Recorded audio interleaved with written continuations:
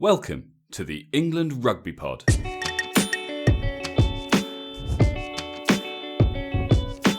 Thanks for downloading episode 24, the Lions' final midweek game and a belter against the Hurricanes that ended 31-all. Did anyone play themselves into the test side? We'll find out on Thursday. You're listening to the England Rugby Pod, the rugby podcast that believes England will win the World Cup in 2019. Hey guys, welcome back once again. We're at episode 24. It's the Lions against the Hurricanes in their final midweek game. Obviously 2 tests still to go, but that's about it then. Here, obviously, with Dan. Hello, mate. Hello, mate. How you doing? Yeah, I'm good. That was a great game. It's one of those weird ones because this game is normally, you don't normally talk about the game because it's normally about who's fighting for the test spots. But this game deserves to be talked about. Yeah, it was brilliant. I mean, it was incredibly entertaining, which is obviously first and foremost what you want as a fan. Yeah, you want results, but there's nothing worse than boring, drawn-out games that you get the result right at the end and that's it. This one went right down to the very last minute, and as it happened, it couldn't have been closer because, of course, it was a draw, 31-all. Yeah. Which is, from a Lions perspective, probably lacks relevance to an extent, but from a Hurricanes perspective, I'm sure they'll be really happy with it. But it's what it's about, isn't it? That is a great game for fans. With regards to sort of impact, I've already got my test head on. What are we thinking? What do we think? What do you think? Who do you think stood up? Who do you think didn't? I mean, if I'm honest, I'm not convinced that it would have made a huge difference to the test side. I think Courtney Laws. Well, firstly, I think somebody needed to come in for Alan Wynne-Jones, who, whether it be just because he hasn't got the form or whether it be because of an injury, just doesn't seem to be firing. Didn't seem to be firing last weekend. I think he needs to be replaced. But probably on the bench, I'd expect to see a Toje go to the starting position and have someone replace Alan Wynne on the bench. And to that end, obviously, you're looking at either Courtney Laws or Ian Henderson. Now, Ian Henderson had a great game. There's no question he put his hand up. Yeah. Obviously, the yellow card didn't help. The fact that Laws was taken off with sort of 35 minutes to go makes me think that he's probably the front runner, because it was probably a case of saying, well, let's not play him out. Let's not use up all his energy now if the decision's been made. So I would expect to see Laws as that replacement. But to be honest, either one of them. Sorry, mate. So Gatland has said expect there to be a big shake-up in the pack. Do you think Courtney Laws is a potential starter? I mean, possibly, yeah, possibly. Would he start for Cruz or would he start for Itoje? For Cruz, I would have thought. So, I mean, the fact that Cruz was on the bench today would suggest that he's definitely someone who's being looked at for one reason or another. I mean, plenty of people on Twitter were saying, "Oh no, that's just because he's had less game time." But I think if he's absolutely nailed on, you just rest him. You let him work at training and you rest him for the games. I would expect. So you could well be right. He may well be looking at a potential change up there. I think that the key thing from our point of view is that the 3 England boys, in my opinion, are the 3 that are going to wear 4, 5, and whatever the 20 something is that reflects second row. So do you know who? And I said this to you yesterday, and I stand by it. The second row should be Joe Launchbury. Obviously this is sort of null and void, but I genuinely believe Joe Launchbury actually should be starting. But in Gatland's wisdom and fairness, he's got Corey Hill there, so Well, it doesn't have him there as a starter, though, does he? I bloody hope not. And to be fair, well, not necessarily to be fair, because I think this whole thing has been very weird. So we both, you more so than me, feel quite strongly that it was an error to bring these guys out. I think it was a disgrace, mate. Who hadn't sort of proved themselves as Lions, and that's absolutely right. But having made the decision to bring them out, you then have to question, well, why would you not then use them? What's the point in inviting them out and then not using them? So there's that. And then, of course, there's this thing that I wanted to talk to you about, because I know that you were listening to another rugby podcast, The Egg Chasers. Yeah. And you heard something on there which may or may not have been fact, but we're going to talk about it as if it was anyway. That kind of throws another spanner in that whole decision making works, if you like. And tell us about that. Yeah. So and I want to be careful. I don't know. It could well be that they're messing about. I mean, I quite enjoy listening to them, but allegedly, or what was said, and I'm pretty sure. Also, I want to confirm. I'm pretty sure it was VO Chasers who were saying this, that Gatland has promised something to the Welsh Rugby Union about giving Welsh players a chance to help blood new players, allegedly. Now this could have been said tongue in cheek by them, because they I think the start of their podcasts are always like joking about how there's going to be loads of Welsh players, etc. So it could be said completely tongue in cheek by them. No, mate. Let's drop them in it. If you heard it there, then it must be fact, and it's fact. It's for them to prove otherwise. So they've said, but do you know what? It adds up. He is like, I'm sorry to say it, he is favouring Welsh, not necessarily sort of test starters, but even then with like Alan Wynne-Jones and things, you can't do that. I don't think he's been a good coach for this tour. I really don't.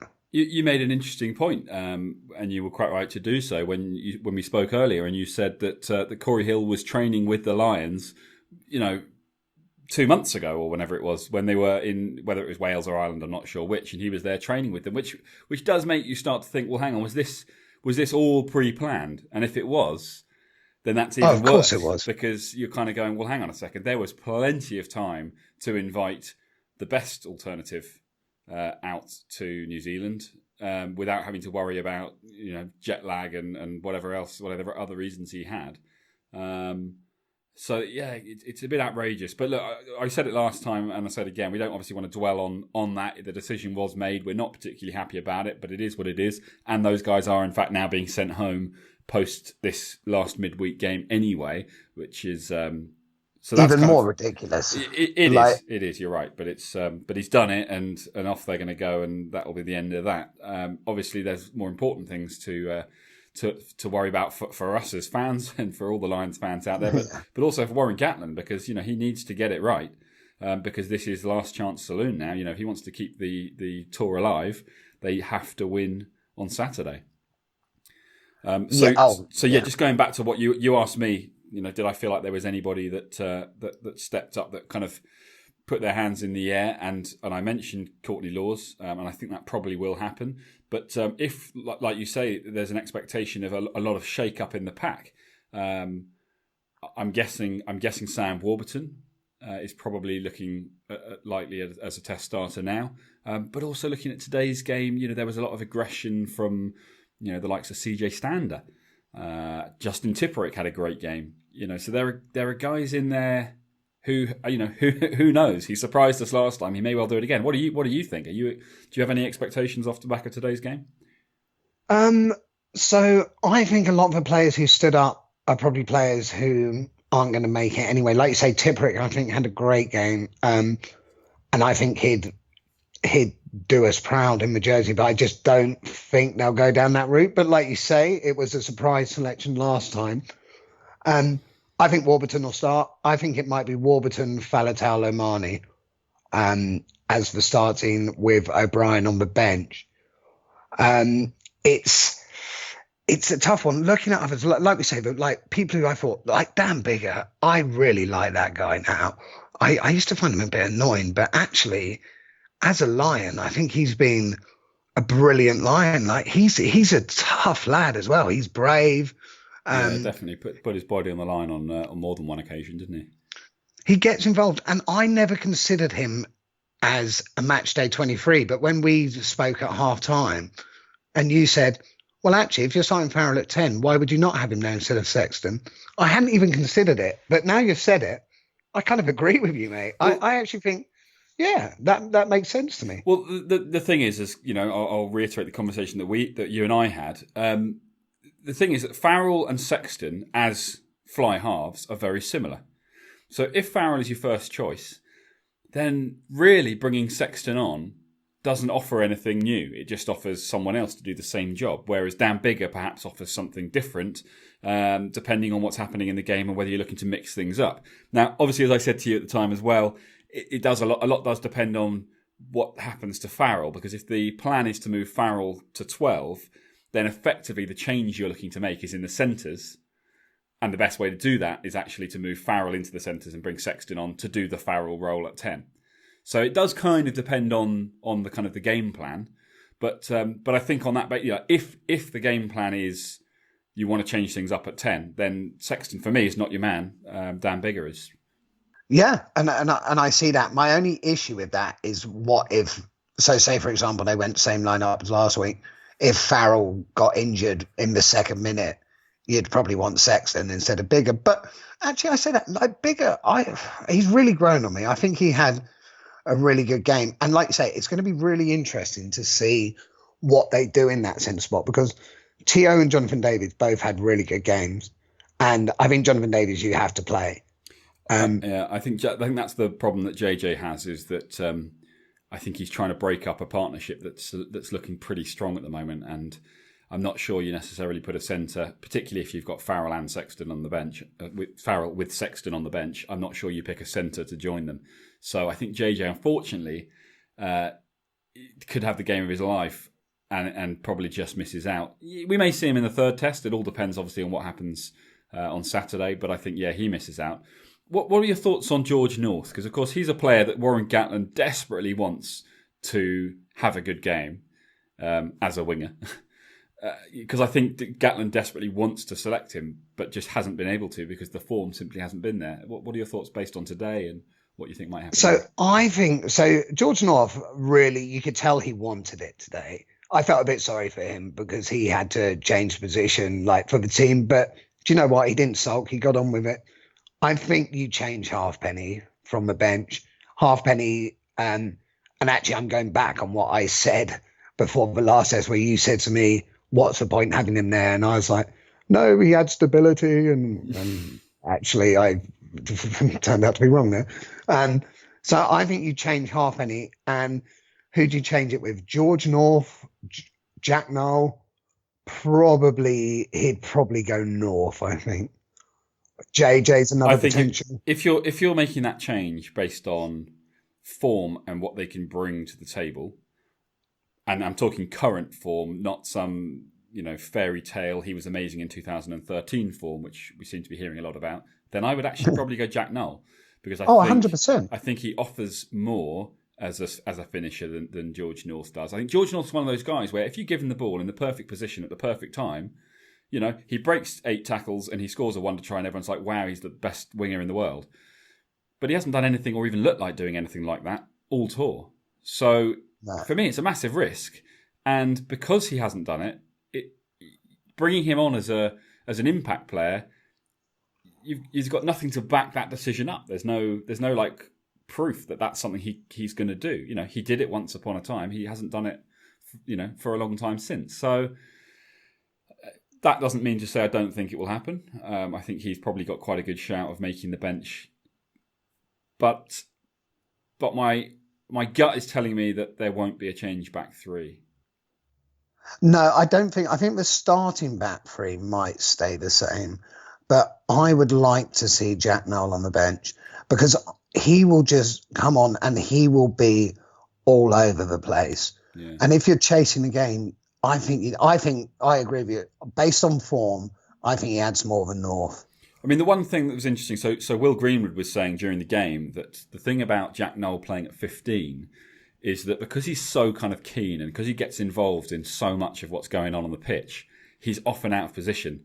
And so you need to have guys around him, the wingers obviously in particular, but also probably your fly half, and just really, really kind of focused when it comes to identifying where Jack Nowell is and therefore who's in position to cover for kicks and things, because it becomes very easy to find yourself out of position as a team if he's kind of at the bottom of every ruck trying to steal ball, which he does very well. But maybe that's something that's easier to do from the wing than it is from 15. So I don't know that it's necessarily the end of the world that he didn't get to play much at 15 today. I think he probably is more comfortable on the outside anyway. Yeah, I don't think he's been considered as a test fullback. I think if he was on the bench and came on, you'd move Watson or even potentially Daly or to fullback if Yeah. Liam Williams isn't able to cover it for whatever reason. Um, but yeah, I think I just think he's got something that the others don't. So I'd go with him. The other one I wanted to run by you, and this is sort of moving away from today a bit, but do you start Conor Murray or Reece Webb? I think you start Conor Murray still. I think you start Conor Murray, but you just maybe a little more open to giving Reece Webb a bit longer on the pitch, depending on how things are going.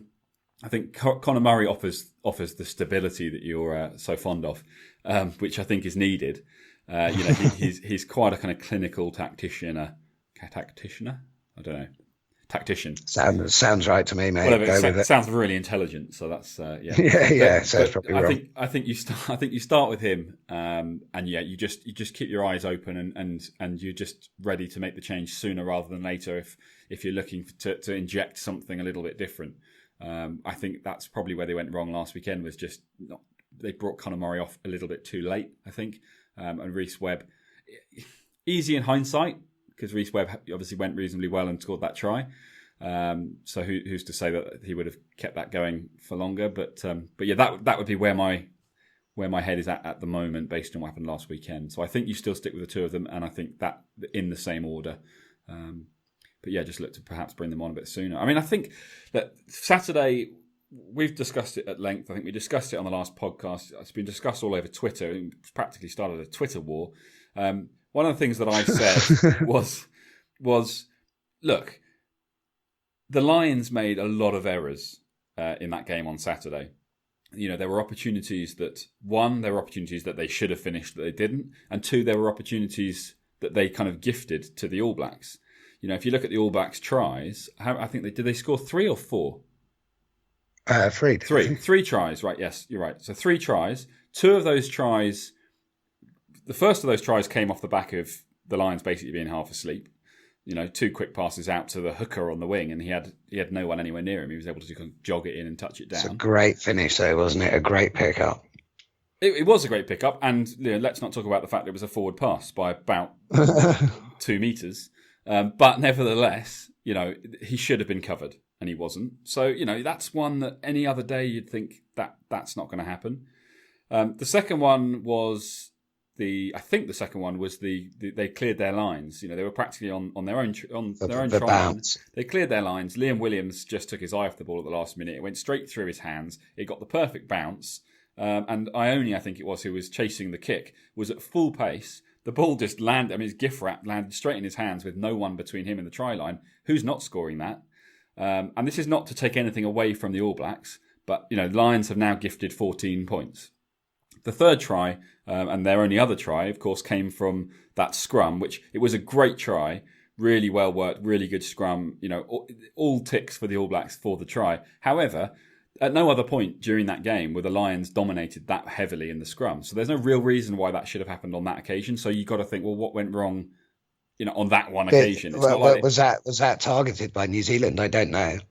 I mean, if it was, why didn't they do it any more than that? Because they absolutely dominated it, and at the very least, it was going to be a penalty and 3 points. So, I mean, take that one away, because it was a well worked, you know, great try. But still preventable, you know, at least as far as the scrum domination part.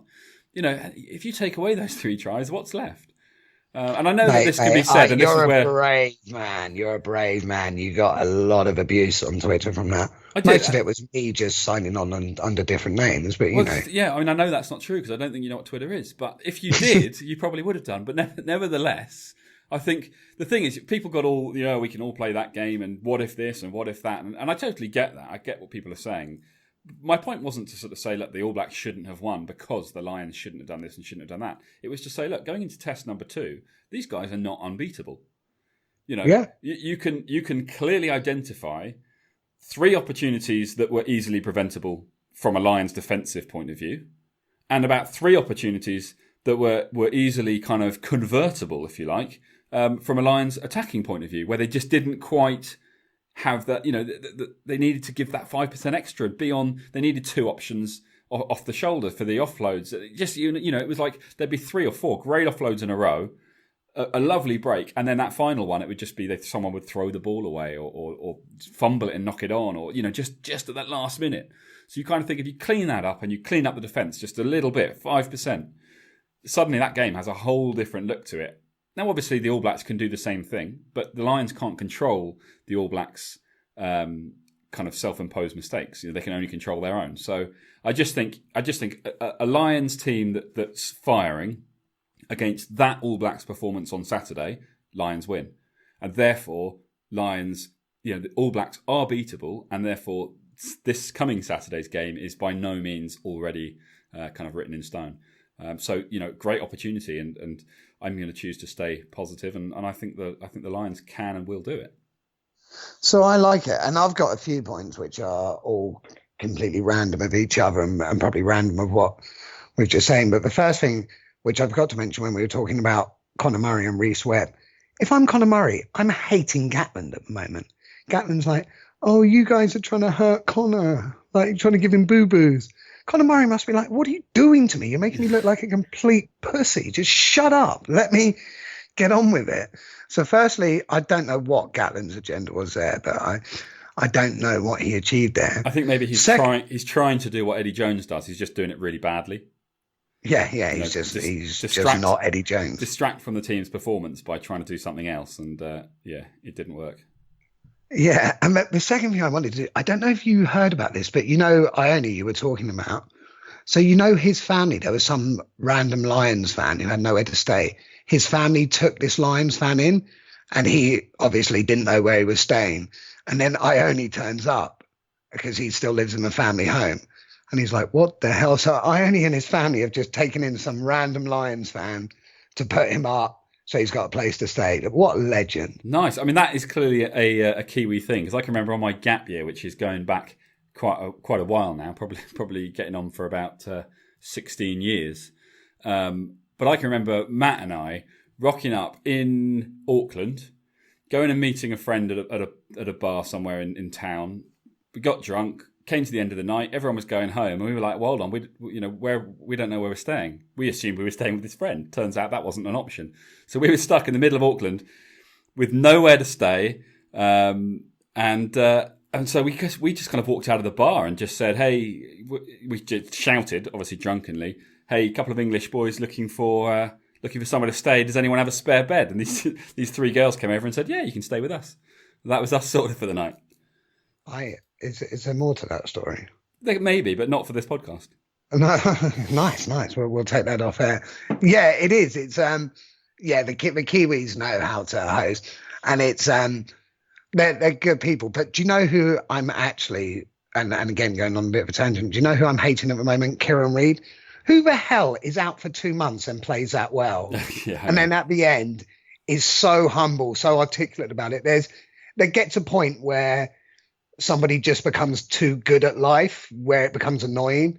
So he's just too good. Yeah. So annoying, although I love his rugby. Yeah, I do like that the All Blacks are humble. Even when they win convincingly, they'll still, in a way that doesn't seem like they're taking the piss as well. They'll still say, they were a great side. They played really well. They were a real challenge. And they'll make an excuse for the opposition.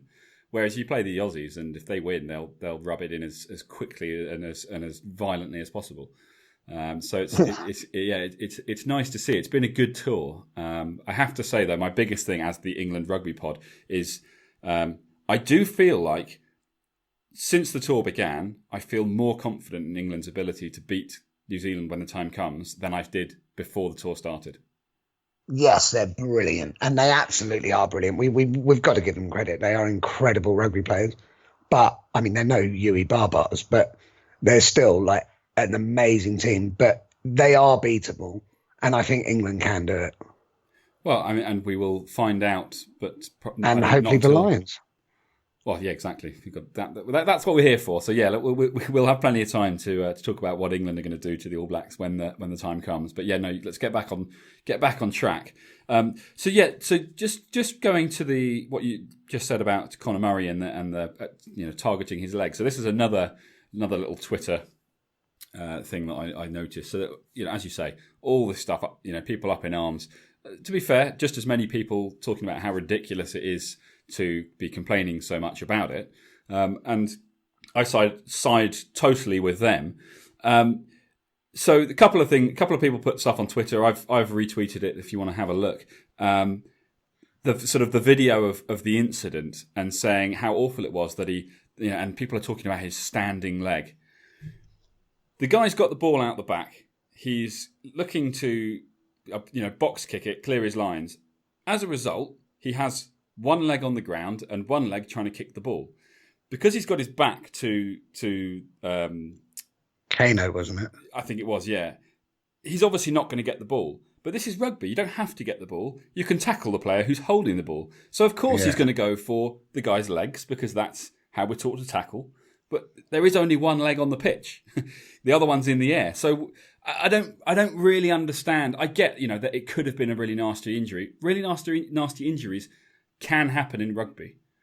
We don't want them to, of course, and we do what we can to prevent them within the rules. But a safe tackle can still cause problems.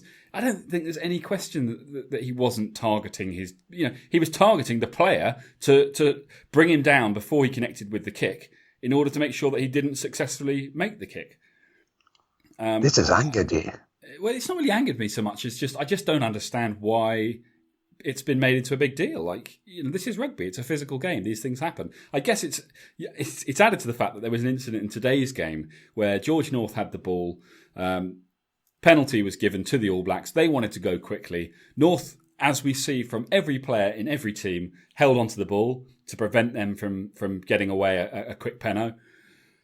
Bit of pushing and shoving happened as a result while they tried to take the ball off him. He was thrown to the ground, and suddenly Twitter was up in uproar about how it's just outrageous that people are should be acting this way, and I just sort of commented saying, fair enough, it might be against the rules to be giving someone a shoeing, but if you're going to hold on to the ball knowing that it's an illegal thing to do, you've got to expect a shoeing. And then suddenly I get all these people telling me, no, but giving someone a shoeing is against the rules, it's illegal, and you have every right to complain about it. I was like, I think most rugby players would accept that if they did something, that's against the rules, they would. It's like lying on the wrong side of the ball. You expect to get trampled all over, but sometimes you take that one for the team in order to protect the ball.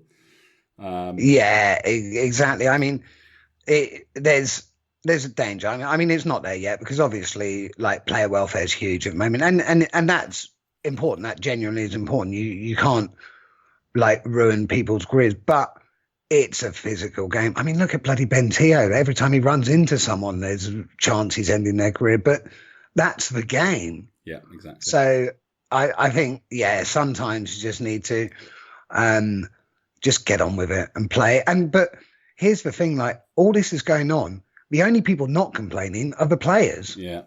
I was going to say, if you want to complain about something like that, then it needs to be Conor Murray that makes the complaint, not Gatlin on his behalf. Whether he believes he's doing it on Conor Murray's behalf, whether he is in fact doing it on Conor Murray's behalf, only Conor Murray can kind of step forward and say, I believe I was targeted, and then it's on him. But hey, look, we've gone off track a bit, but I think it's a key point. I don't understand why we're wasting energy. I don't mean us. I mean, the Lions or Gatlin is wasting energy on stuff like that when it should be how do we beat these bastards? I mean, these guys can throw a ball about a bit. What can we do to actually beat them? And we can beat them. We definitely can. We've got a great team out there. Yeah, I mean, going back to it, I don't want to spend any more time on it personally because I think I've probably taken up enough of today's episode talking about it myself. But yeah, I do think that this team can beat them playing the way that they not the way that they did, but the game plan they had was the right game plan. They just didn't execute it, and I think on Saturday they need to execute it. Simple as that. Yeah, I'd like to see us kick less. I'm not sure the kicking was that successful. Sometimes I still use it, but no, on the whole, I think I agree. I think we do need to slow them down, which is why I think Warburton definitely will come in, because when New Zealand are playing at that pace, they're near enough impossible to beat because they're their ball skills are unbelievable. They can play at that pace. And this isn't just about New Zealand. Anyone's playing at that pace. The defence is draining. So when, for example, that first try, yes, they should have been there. But it's mentally and physically draining, which is probably why they weren't. Like if that had happened like first minute, I'm pretty sure that would have been covered. But because they just had New Zealand playing at such pace for the whole time, they switched off a bit. So we probably need to slow it down. I think we need to take it more. I just think we need to take control a bit more. At the breakdown, we need to compete that more. They're smashing us off the ball. We need to smash them off the ball. Yeah, no, I completely agree with you. The breakdown is the key area for me. The silly mistakes, that's easily sorted out. But yeah, breakdown just needs to be a lot more physical. And yeah, I think maybe you're right with Sam Warburton in there. We can slow them down a little bit, but focus on speeding up our attack. And also another Will Greenwood point today was that ability that they seem to have that we don't, to kind of make passes off the floor. Whenever we go into contact, we go to ground, the ball gets set, the guys come around, they protect the ruck area, and then the ball gets shipped. Whereas with the Kiwis, they go to ground, the guys clear over the top, and the person on the ground flicks the ball in the air, and bang, you're just moving again, and it's constant. And it seems like quite a small little thing that needs to be done, just to speed the game up when we're attacking. But I guess we shall see on Saturday what happens, because expectations are, as we've said, incredibly high. It is a must-win game, and yeah, the Lions must win it if they want to, as Dan would say, roar again. Nice. I was worried you were going to leave that out. No, it's all there. We haven't. So anyone listening who hasn't seen the game today, I recommend going on YouTube or wherever to watch the game, because we haven't talked about it that much at all, but we can't do it justice by talking about it. You do need to watch that game there. It was a great spectacle. But yeah, like you say, I mean, overall, bigger picture, it's about Saturday, and you're right. We need to win. I don't care how, but we do need to win. We just need to be that bit more accurate. But I think it was a really good point. I think it might have even been David Flatman or Tom Shanklin or someone who said this, that the New Zealand team have been together sort of so long, but yeah, perhaps they can improve 1% by the next match. But the Lions have the ability to improve 10% because they're still on that curve, whereas the New Zealand team have been together so long, they've sort of done that leaps and bounds improvement. So all the improvements they're doing now is 1% here, 1% there, whereas the Lions have the potential to improve by sort of 10, 15% this week, which would be great, because then that drags them that bit closer to the All Blacks, and it just makes that game that bit more competitive, which I think this second test could be brutal. I think it could be huge. It's going to be very interesting. It's going to be very interesting. But yeah, we shall see what happens. We're going to do another episode on Thursday, just after the team has been announced. So we will obviously let you know what the test side does look like after Warren Gatlin has digested today and made his decisions. And then, of course, as usual, we'll be back on Saturday to give you a rundown of the game. And hopefully we'll be discussing a Lions win and a massive series finale to come. So thanks again for listening, guys. As always, do go on iTunes, rate us, review us. If you've got any questions for us, it's at England Rugby Pod on all the social media channels that you'd expect to find us on. Also, you can check out the website, www.englandrugbypod.com, and we will hopefully catch you on Thursday. Take care, guys.